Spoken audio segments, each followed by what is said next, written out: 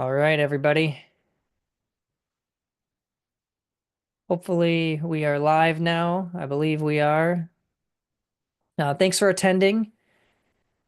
And we're going to be talking a little bit about RAG today. So appreciate you all joining us. I'm going to share my screen and we're going to kick this off.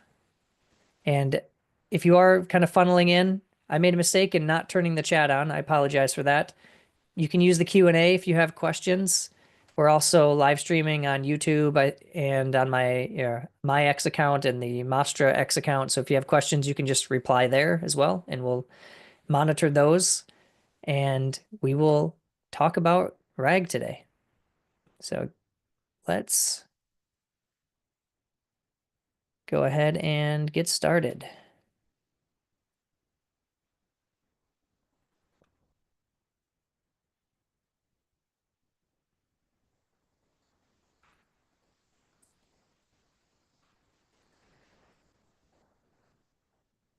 All right, so our goal today is to build RAG applications with Mastra.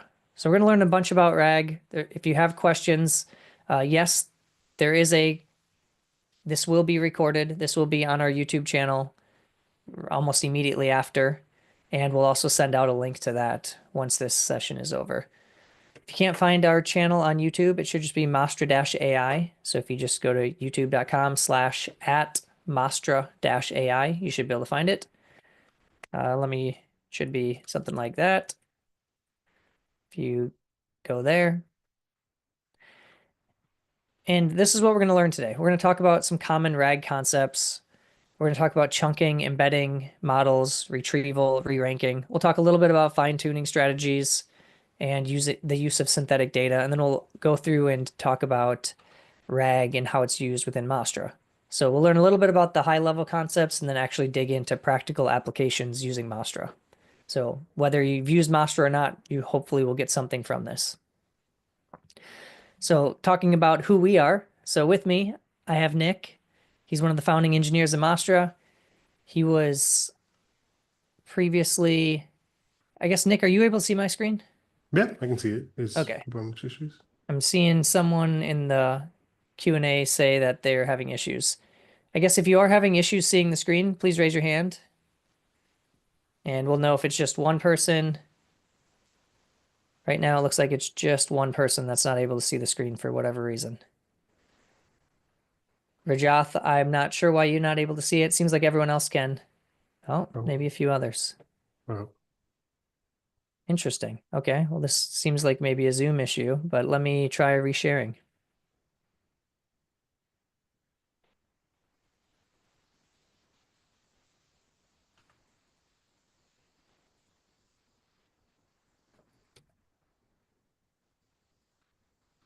Just swap to the right map.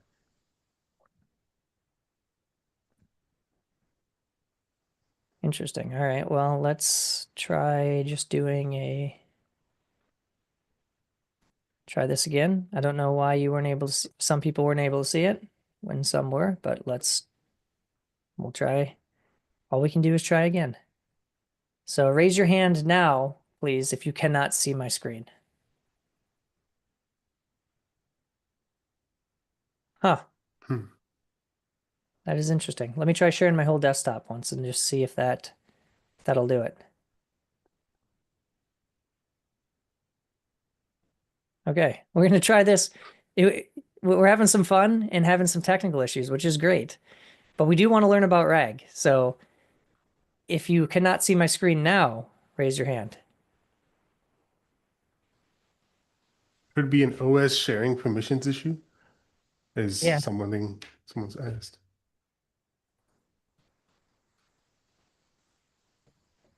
it seems like a lot of people are able to see it, which is just really strange.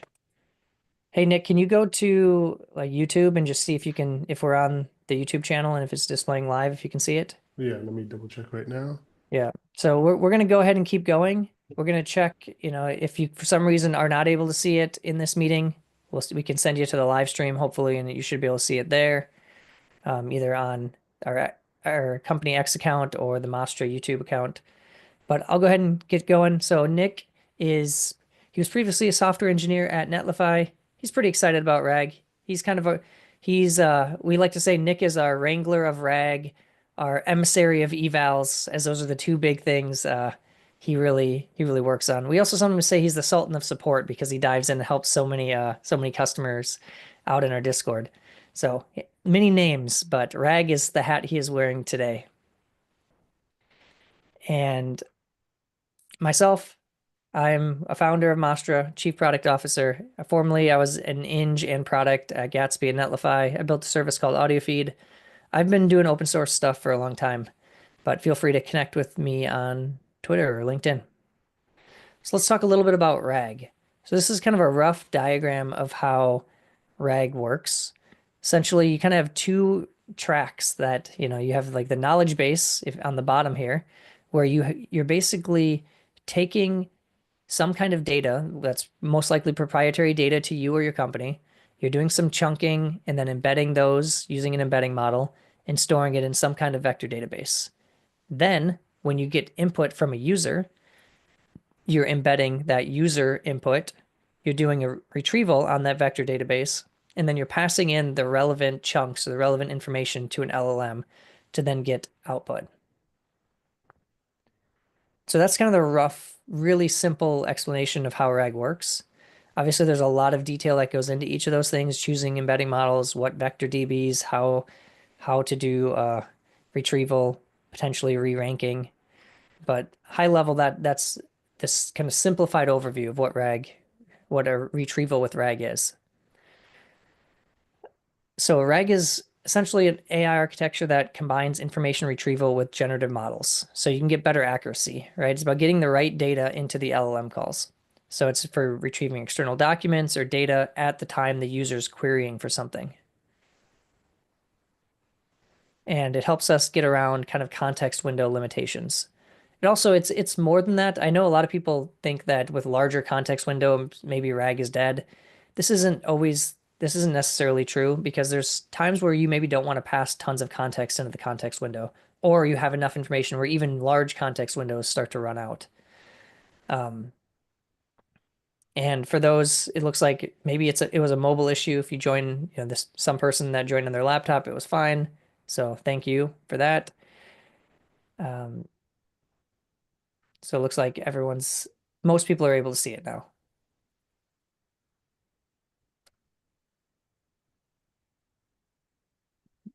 So chunking is basically the process of just taking these larger documents. Imagine it's like a giant Word doc or a web page or something, and you're breaking it up into chunks, smaller pieces. And then when you do retrieval, you're actually operating at that chunk level. So rather than getting the entire document, you're saying, well, this is like a relevant chunk, a piece of that document. Maybe in the case of like a paper, it'd be like a paragraph, right?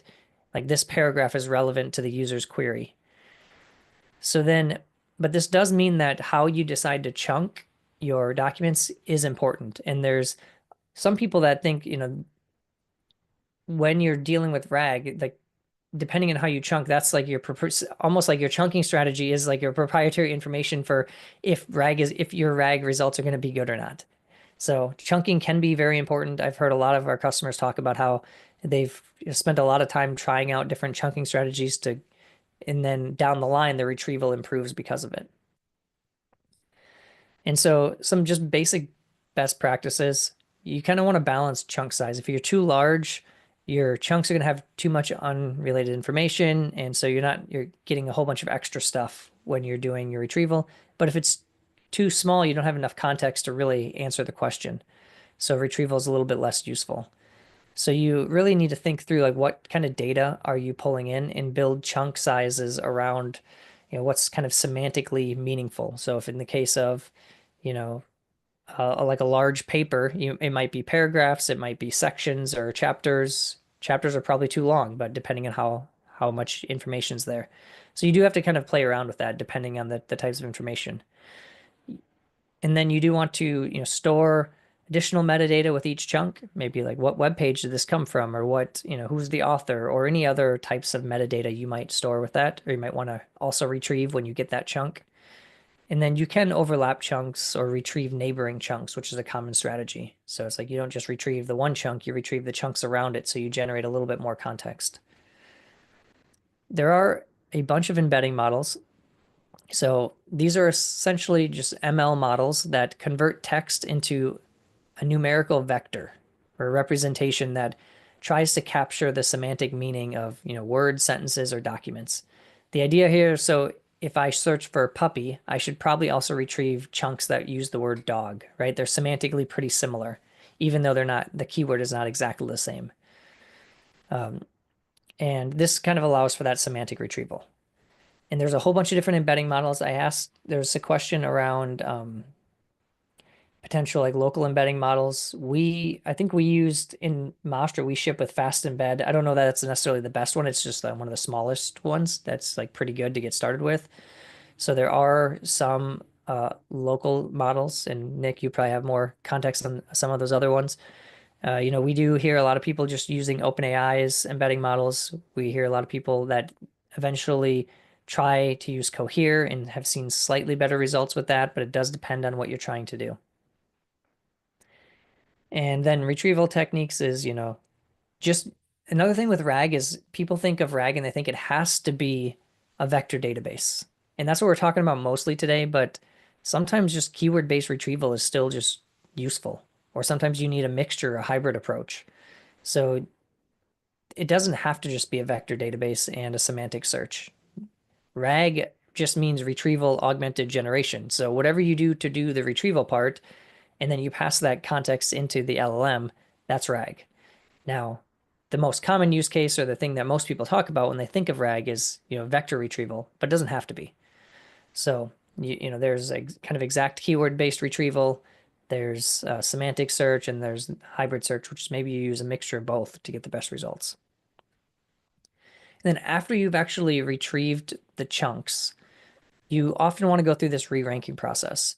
And the reason is because you might, uh, it, it's cheaper or faster to get a bunch of chunks that are somewhat relevant, and then you can kind of go through after you've taken maybe thousands of chunks, narrowed it down to 10 or 15, then you kind of re-rank and pick the top 5. So then you can do a little bit more of a intensive operation using a little bit better model to do the re-ranking, and but you're not doing it over a large amount of chunks. It's just a small amount of chunks, but you are doing a re-ranking to then pick the best, most accurate chunks. And it's important to know that it improves relevance and quality, but it does increase cost and latency, right? It's an extra step. But uh, you if retrieval quality is important, then re-ranking is a very important step. And so fine tuning. A lot of people ask questions of, if I already have all this data, why don't I just do some fine tuning on the model itself using that data? And you might want this if your generic embedding and re-ranking models don't achieve high enough precision. Most of the time, this is for very specialized use cases, though. So the general advice we give is you should probably be measuring retrieval and generation accuracy. You should have pretty good evals and metrics on whether that's good before you invest the cost in fine tuning. And the reason is because you need a really large amount of data. I've heard varying accounts of, one person said you need hundreds of thousands of data points. Some have said you can start to get some results with 10,000 plus data points, but you need a lot of data, uh, or chunks to really start to improve the quality. You can generate some synthetic data. A lot of people have used, you have some data, you generate more, and that can help with fine tuning and improving the model. So you don't necessarily need, your knowledge base and RAG setup. You can kind of just have the model know that context. But again, you should be measuring retrieval and generation before you actually try that because it is expensive. It's very time consuming. Let's talk a little bit about Mastra because we are going to show how RAG works in Mastra, but a lot of this stuff is applicable whether you're using Mastra or not. Mastra is the open source AI agent framework for TypeScript. We have agents with tools, memory, and tracing. We have more deterministic workflows with human in the loop, so you can suspend and resume, and a very simple API, dot step, dot then. We have evals, kind of a framework for building evals. We have storage for RAG pipelines and vector retrieval, and we have kind of it's all bundled and accessible through a local development playground. Our goal with Mastra is to be opinionated, to get you further faster, but also flexible. So you can kind of decide and use the parts that you want or override things if you need them. So we get you going quickly, but we don't lock you into any one specific pattern. And then now we're going to hand it over to Nick. We're going to talk through actually doing some of the stuff in Mastra with RAG. We're going to talk through chunking, embedding, retrieval, re-ranking, and then we'll talk how to actually have an agent use a tool to actually get vector results and actually change the agent response based on the data that the agent's able to look up on its own. So with that, Nick, I will hand it over to you. Great, thank you. I will share my screen right now. So to best show these examples, I've created a repo that basically contains all the examples and just a basic guide on what each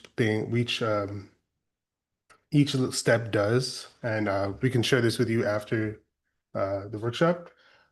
So first, I will just go through our first example, which is I've sorted all the examples in order. So our first example would be the basic character chunking. And basically what this does is it's a very simple way to chunk content. So it really is just based on character count.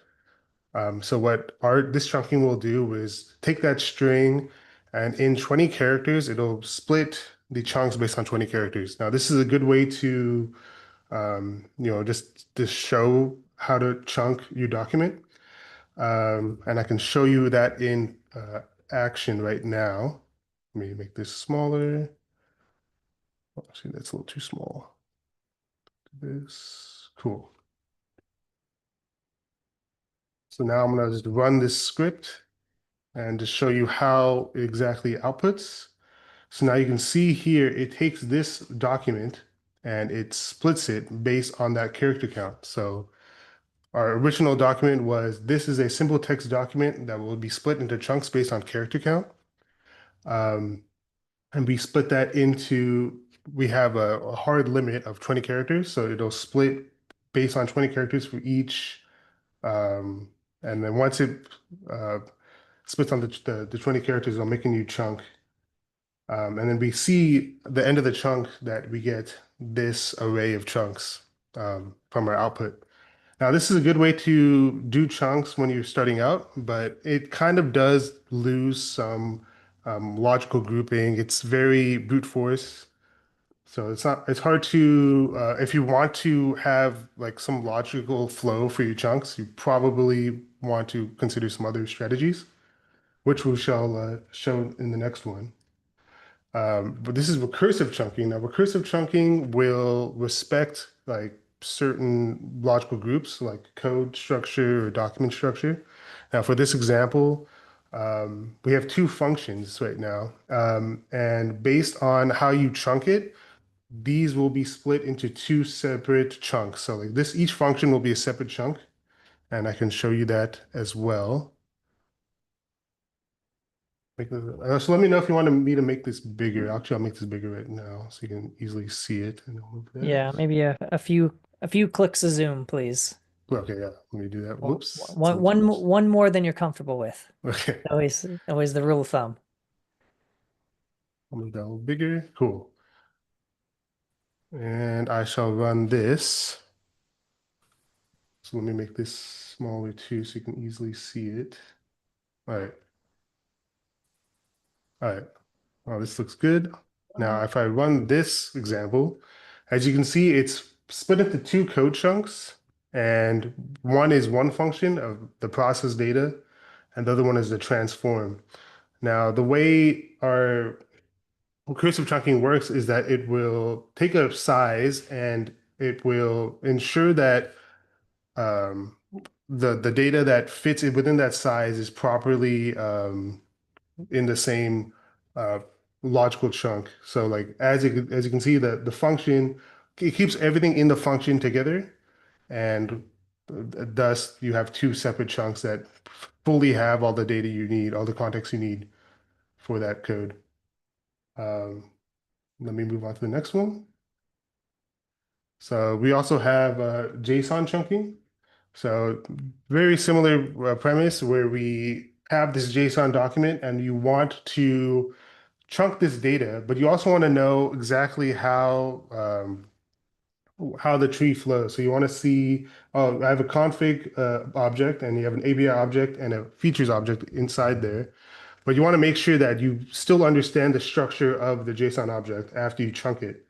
So what JSON chunking will help do is it will help um, ensure nested data is properly given context. So if we run this example, you'll see that the API object and the features object are both under the config object. So you could still see that the context is still there. You still know how the structure of the object looks after chunking it. And let me make sure there is, okay, cool. And now our next example is Markdown. Now, very similar to a lot of these chunking strategies are based on making sure that we keep the logical groups together so that when you chunk, even when you want to chunk into smaller objects, you always want to make sure you have the right context. You want to chunk in a way where the chunks don't make any sense when you give it to an agent. Um, and then basically with these strategies like recursive JSON and Markdown, any kind of document you give it, you'll be able to properly chunk it in a way that when you give it to an agent, it can process it correctly and give you exactly the details you want. So now we'll do Markdown chunking. So Markdown chunking is interesting in that we can split on different headers that we can specify. So we right now our headers are the pound sign. So you have a pound sign, 2 pound signs, and 3 pound signs. And we can also specify what those relate to in terms of our metadata. So for the first example, we see user guide was the first thing that was split because right now for Markdown, we split on these headers. So you can see that our first chunk is just the first header. And then in our metadata, you can see that we set header one and then have that be user guide. Um, in our second one, in our second chunk, we split on this part, the installation, as that's our second header to split on. So we'll split on this until we get to basic usage. And you can see here that we maintain the metadata from the previous chunk as that was a parent header. So we have header one user guide and then header two installation. And that lets us maintain context again, where we know installation was a subheader of user guide. So we keep that metadata in place just so when you retrieve the chunks, you'll know exactly what the format of the document was, and the agent can then piece together what it needs to look for. And then the same thing applies to basic usage, whereas you see it's an under user guide. So we have the proper metadata for that. And then we can even go farther for configuration, where so configuration is split right here. Um, So we have this text right here, but we also have the metadata that tells us, oh, this was the third header, was header three, and it's below basic usage, which is below user guide. So this helps us keep these, it basically helps us keep the relationships between different headers in our chunks. So that's basically how our different markdown strategies work. Um, But now I will show you our embedding. So for embedding, we have currently we're Hey, using hey, Nick. yeah. There's a kind of chunking related question that maybe is Okay. worth answering now while we're going rather than waiting till the very end. So I guess two of them. Is there a rule of thumb for ideal chunk sizes, or is finding the right size a matter of trial and error? Yeah, I would say it's a matter of trial and error. It's more so that it depends on what your embedding model is. So the first thing you want to do is make sure that whatever embedding model you use, you chunk properly to fit within that embedding model. different embedding models will have different token limits, and you want to make sure your chunks do not exceed that. And I think that's the first step that you want to do in terms of finding the correct chunk size. After that, it's mostly just chunking, embedding it, and then figuring out what your agent responds to best. You don't want to make it too small, then the agent has no proper context to answer any question or retrieve any data from your DB and answer your question. If you make it too big, it'll go over that context limit. So you really want to find the sweet spot between getting under the token limit and making sure it's not too small. So, and that's a lot of trial and error. Yeah. And I guess another question that's I'll try to summarize it a little bit. When how do you determine whether you should be using character chunker, recursive chunker? I guess if it's JSON, you got to use a JSON chunker. If it's Markdown, you probably should use a Markdown chunker. But Yeah. is it just if it's text, you should be using like a character or recursive chunker, and if it's JSON or Markdown, you should use that type of chunking strategy? Or how do Yeah, you I distinguish think between those? most of the strategy, yeah, Markdown, if you have a Markdown file, you should use Markdown. And if you have a JSON file, you should probably use JSON. For character and recursive, character I think, is best for simple files where you know exactly what your character limits are, and you know exactly how you want to be splitting it up. Recursive is more so for a little more complicated text files where you have a limit you want to do, but you also want to make sure that within that limit or that I'll go back to character check right now. Within that size, you want to make sure that, oh, I want to make sure all this things that should be grouped together remain grouped together, and that's what recursive is good at. Um, I think characters for more simple use cases, um, where yeah, like I think character is definitely more for more simple use cases, and recursive is more for a little more advanced use cases, is what I would say. Awesome. Thanks.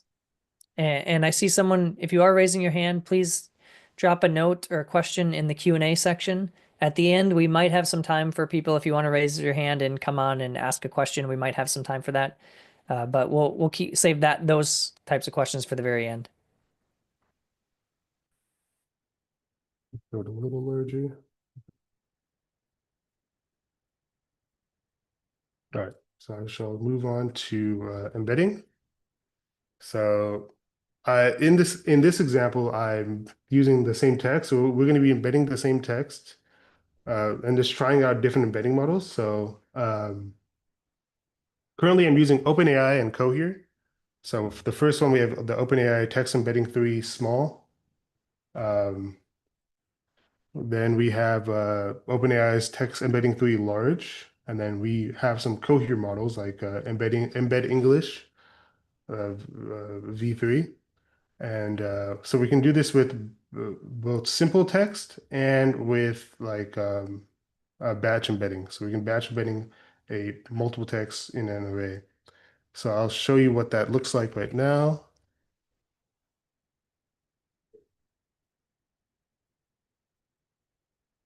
So you can see each embedding has a different dimensional um, has a different dimension, which is basically how many elements are in its vector.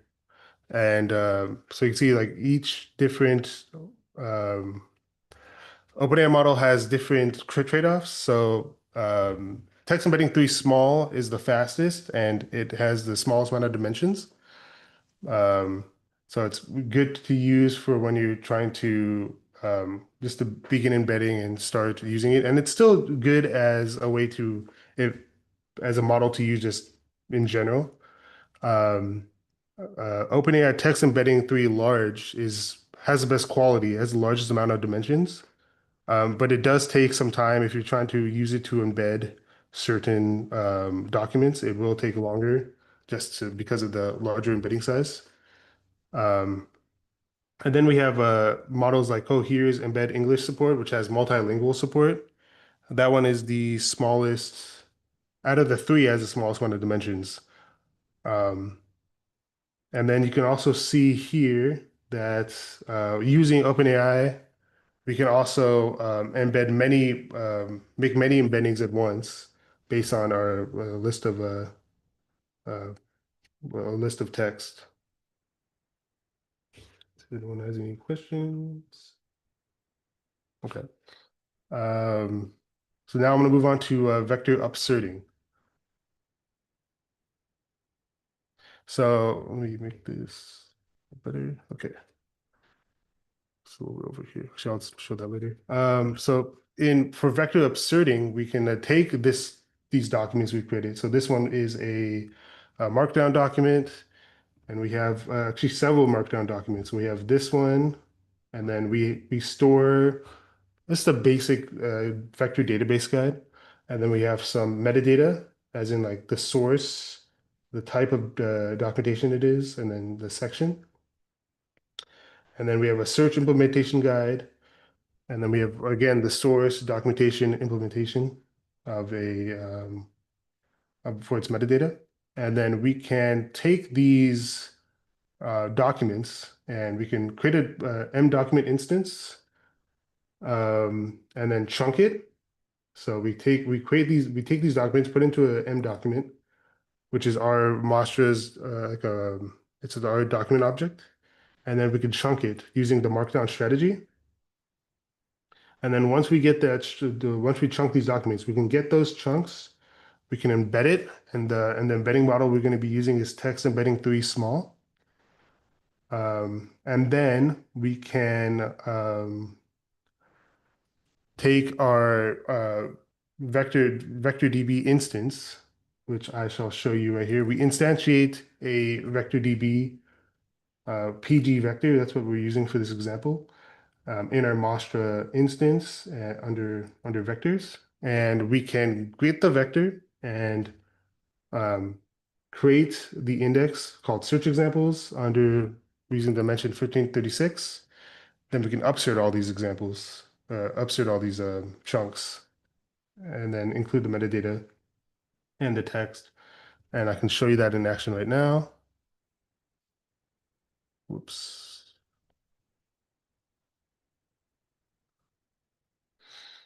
So you can see that I successfully upserted 6 embeddings, and I can even show you that in I'm using post-echo to show these embeddings in action. So you can see that each embedding was upserted, and we can see here that they all have a vector ID, they have an embedding array. That's the dimension that we used. And then we also contain the metadata. So we see the texts, we have the type, the source, and the section that we included from the in the metadata from the document. And if we want to query these embeddings, we have our next example, which is our vector search. So here we're taking a query of some sort. So we have what are the main features of vector databases. Now, in order to properly search on a vector DB, we want to take a query and then we want to make an embedding out of that. And once we have a basic embedding, then we can use our PG vector again and query the vector database using that query vector, which is the basic embedding. And we can use a top K of 3, which means to get the top 3 results from the vector DB. So we can see that in our basic search results. So I'll run that right now. So from our basic search results, you can see that, let me make this bigger. When we return data back, we get the vector ID, we get a score, which is a similarity score based on the how closely semantically the embedding of the query that we made is to what's in the DB. So you can see that the top result has a 0.71 similarity with the query that we constructed, and like the next one has a 0.7, and then the last one has a 0.42, which means it's the least similar to the query we constructed. And we could also, for our next example, we can also search through the vector DB with a filter. So we have another query right here, how to implement vector search. We make a filtered embedding from that.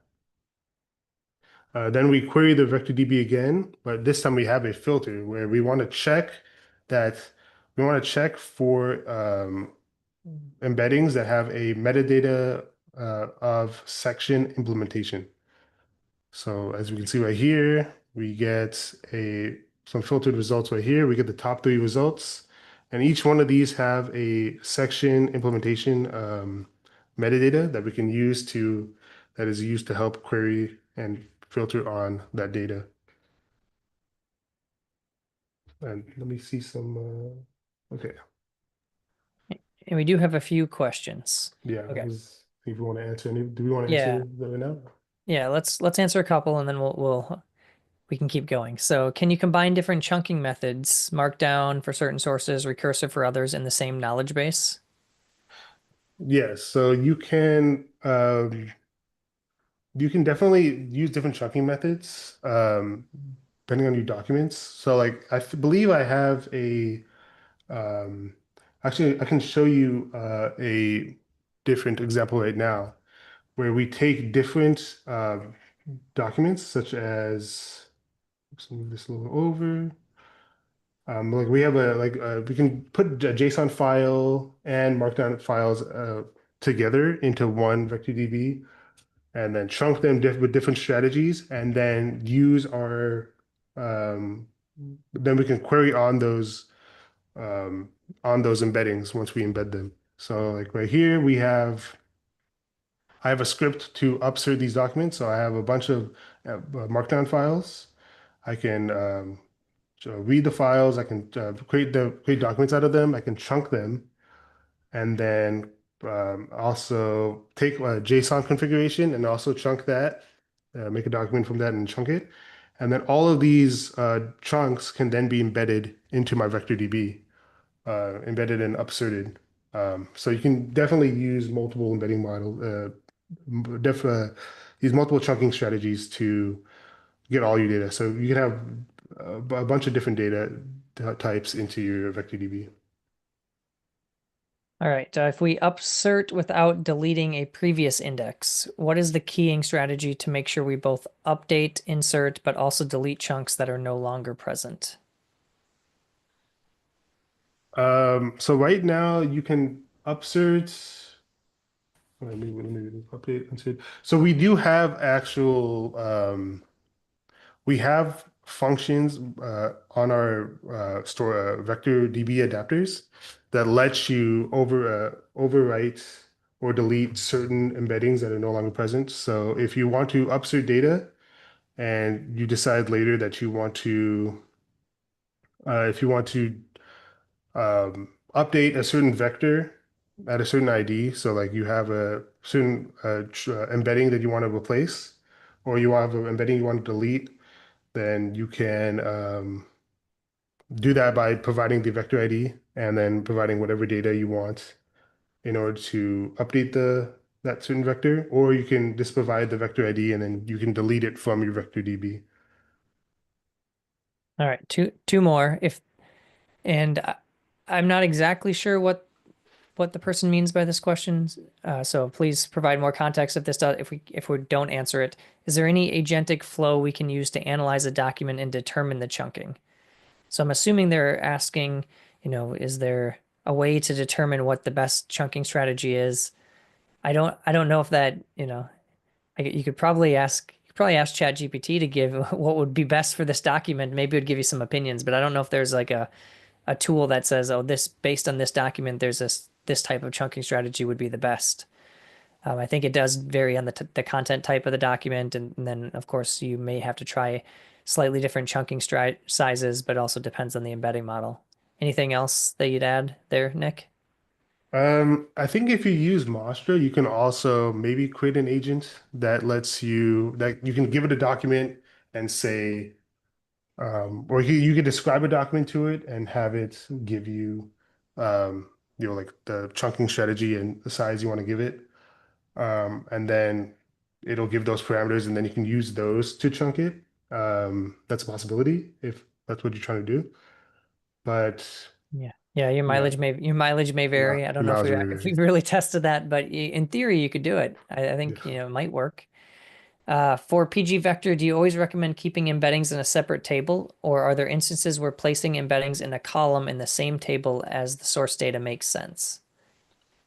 Same table as the source data. You can keep it in the same table. I don't see it directly an issue with that. I guess it depends on your use case. Yeah, it seems like a lot of times people will use the metadata to then if you need to reference other things, but yeah. Yeah, I really do think it depends on your use case. You can definitely set this up however you want. Um, but again, yeah, I think your mileage will vary depending on what your use case is. All right. Well, we can keep going. We have Okay. about, say, 10 minutes or so Okay, I'll try to. till we wrap up with maybe a few final questions. Okay, great. Let me put the next one. So this next example is our re-ranking. It's very similar to vector search, but the added element would be our re-rank. So we basically, as before, we do a basic vector search. We have an embedding. We have a query, then we make an embedding from that, and then we get some initial results using that embedding, and you have a top K of 10. Let me just run that right now. We can show it off later. So we have these initial search results, and they all have their own similarity scores. Oops. They all have their own similarity scores, and then we can get the metadata from that, from each result.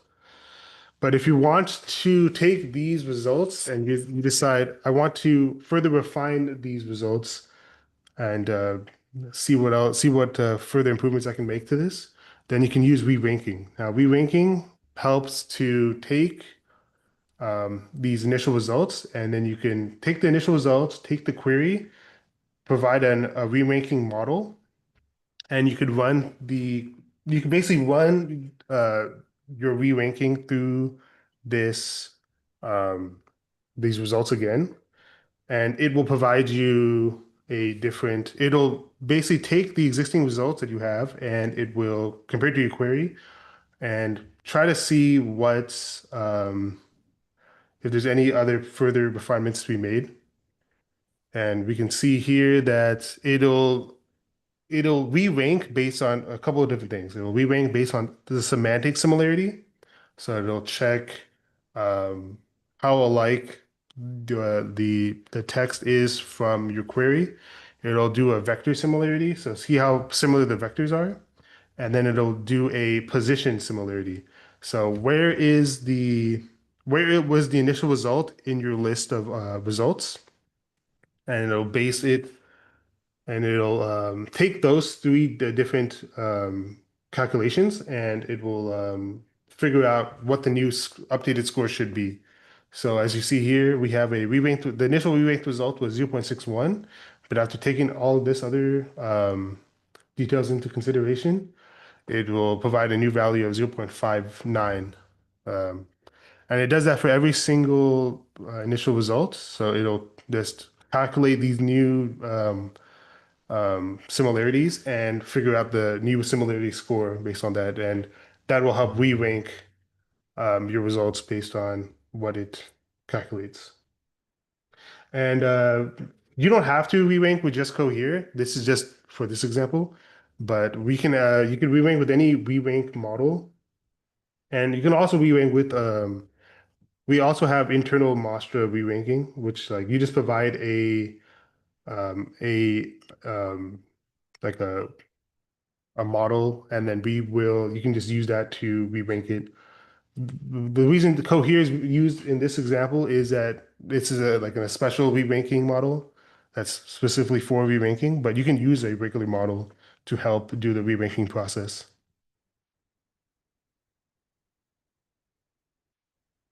So Yeah, I do think a lot of times if you are using a regular model, you typically end up using a light or a mini version that's has low latency. Yeah, But yeah, there are many different models you could use to do re-ranking. exactly. So now I shall go to our next.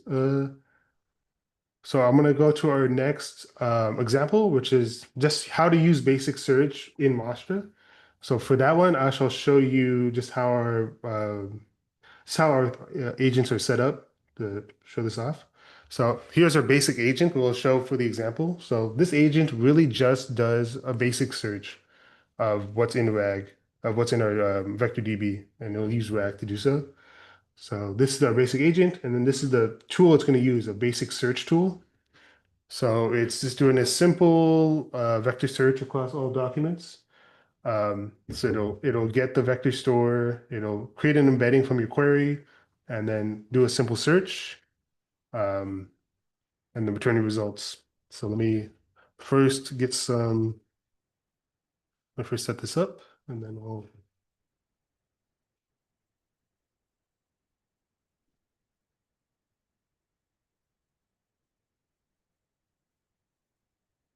okay. So now I will show you this now.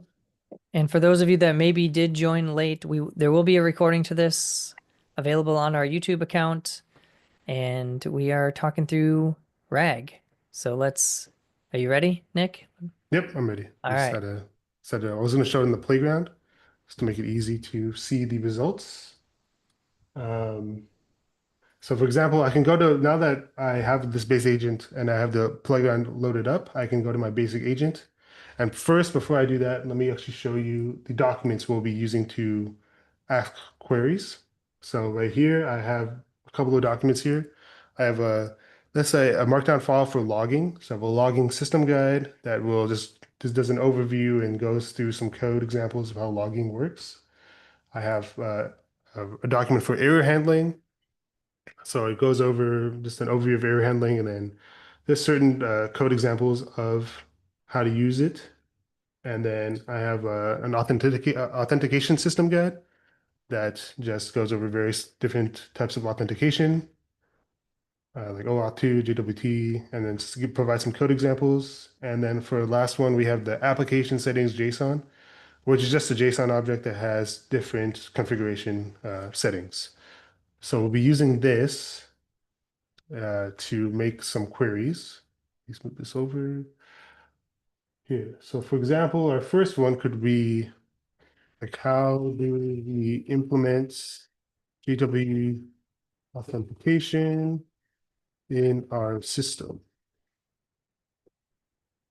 So it's going to use that basic search tool to look into the vector DB, where all these documents have been chunked and embedded, and it will provide some information based on that. So as you can see, it's looking at Um, it'll provide us a response like to implement JWT authentication in your system. You can follow the example provided. And it'll go through all the steps it finds in the documentation that we gave it, and as well as give code examples. Um, and then this gives us a good response based on that. And I can do another one for our another one. We do like for our monitoring configuration. Configuration available in our system. And again, it will use that basic search tool to look through our application settings JSON configuration file and just give us various details about that. So that's how the basic agent works. Now I shall show you real quick. I guess we're running out of time, but I'll try to make this fast. Now this is our query vector example. So this is very similar to um, oh, let me see this one. So a query vector example is very similar to, I think there's some type error right here, but we'll worry about that later. It's basically very similar to a basic agent example, but except we have a built-in tool for searching the vector DB called the query vector tool. And that's in our Mastra package. So I'll just show that off right now. So like only, and I'll show you like one question, one query, and then we can, I guess, wrap up. So I could say like, we could say like find implementations in our code base, show how we handle database errors and validation errors.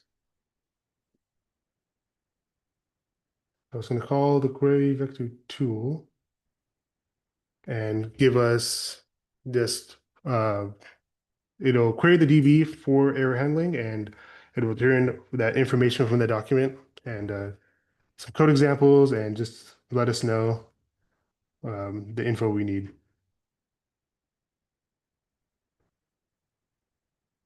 And I think yeah, I think that's about it for example. That's it. All right. Well, that's a lot. So hopefully you all got some value. I can take over screen share for a minute. If you do have any questions, please drop them in the Q&A section. Appreciate you all attending. We'll answer some more questions. We have about 5 minutes and I will share a few more slides as we kind of wrap up.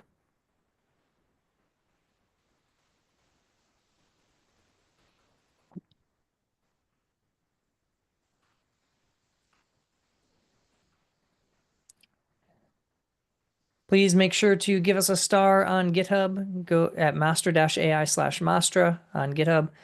You can check out some of our links. If you do have questions, please jump into our Discord. We are pretty active there a lot. Basically, everyone on the team checks Discord quite frequently, so we try to get answers to anyone that have questions along the way or run into problems. We have more events like this. I think next week we're doing a workflows workshop, so on our new workflows engine that we just released in Mastra. And we have one coming up in a couple weeks on evals and a whole bunch of other ones that will be, agent memory is going to be coming up soon. So we try to go pretty deep on specific topics that might be interesting to you all and maybe you want to learn more about. You can connect with us on X. You can connect with me on LinkedIn. And I kind of already mentioned this. Please give us a star on GitHub if you're interested in trying out not just Mastra, the open source product, but you actually want to try to deploy this in production. You can try it with our Mastra Cloud, but to answer someone's question, there are many ways to deploy your agents, your vector DBs, depending on your provider. If it's Postgres and PG Vector, well, then you need to scale that similarly to how you'd scale your other databases. Otherwise, there's specific vector DB providers that help you handle that scale, Pinecone and quite a few others. And then, yeah, if you want to get started with Mastra, try it out, npm create Mastra. We've posted the repo, and Nick, I'm assuming it's up to date. I don't know if you have anything locally that you have to push up, but we'll make sure the repo is up to date. You will get a follow-up email from this session where you will then be able to get a link to the repo. You can download it. You can play around with all the code samples that we went through today.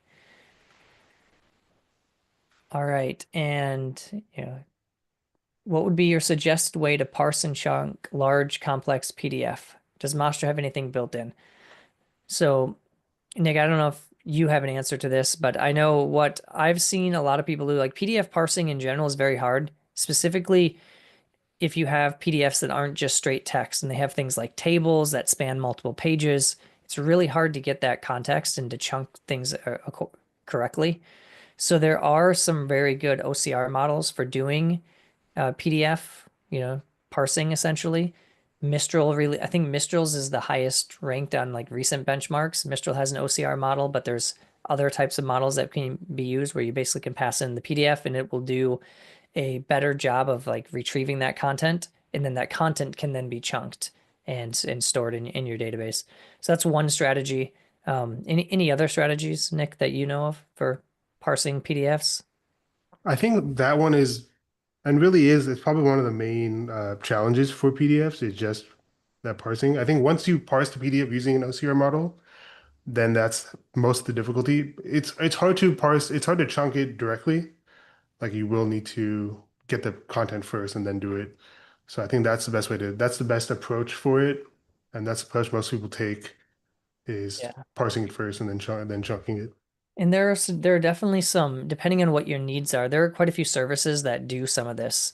So there's a service, they're called Raggy.ai. They handle a lot of this stuff kind of behind the scenes for you, so you don't have to worry about it. If you're looking for more of a, kind of all-in-one solution, there are some other tools that do OCR.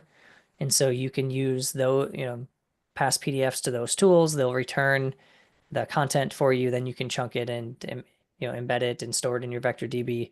But it is, I would say that's one of the most common problems is a lot of people have complex PDFs with tables that span multiple pages and the headings don't carry over and it's very challenging. So that's not something that there's an easy solution for yet today, but with some of these OCR models, it's getting better and easier to manage. But I haven't seen any ways to really use complex PDFs without using some kind of OCR model or some kind of process that gets the text out of that document. All right. Well, we are at time. So thank you all for attending today. Please attend some more in the future if you want. If you like the topics, please make sure to follow us on X and you can check out the recording on YouTube. We appreciate you all joining. Any final words, Nick? Uh, no, I think I'm good. But yeah, thanks for joining the session and hope to see you guys again. We'll see y'all next time. Goodbye.